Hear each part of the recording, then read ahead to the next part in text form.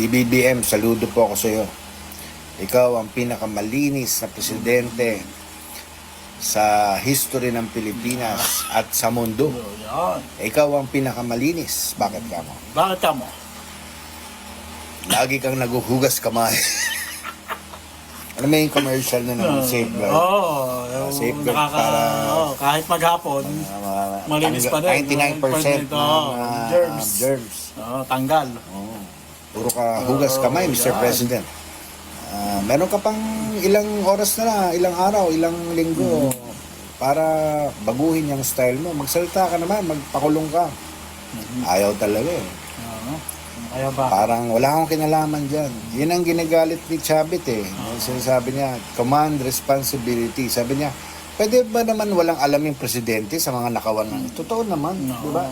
You have all the intelligence funds.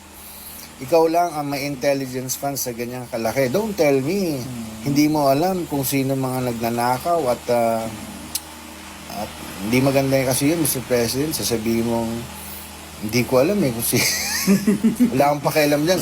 Lagi yung sinasabi.